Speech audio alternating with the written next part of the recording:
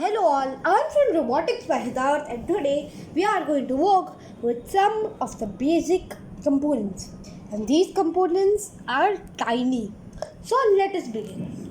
First of all, we'll begin with our simplest component, a push button. This is an extremely tiny push button you can use for your projects. Also, it is a SPST push button unlike the regular SPDT push buttons you mostly find. It can easily fit anywhere like this and you can just press the button. You can get this for very cheap. Next, we will look at a IRC. This. So if you have an IR remote like this one, you can decode the signals which you send by this remote into the IR receiver and then use them for your projects. Another component which we are going to look at is the LDR, which is a light dependent resistor. So this is also called a photoresistor. So based on the amount of light, it changes its resistance.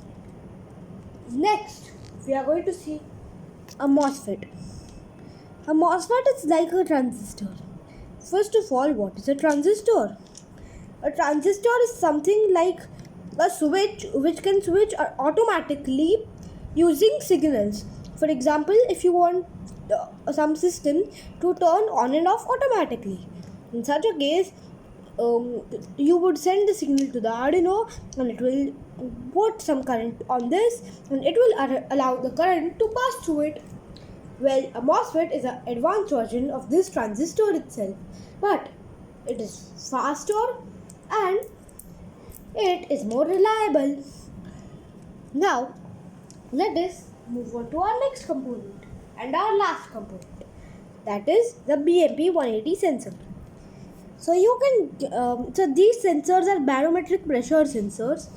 So what they do is, if you look at one of these carefully, you can notice the sensor over here. This tiny metal cap over here holds some secret.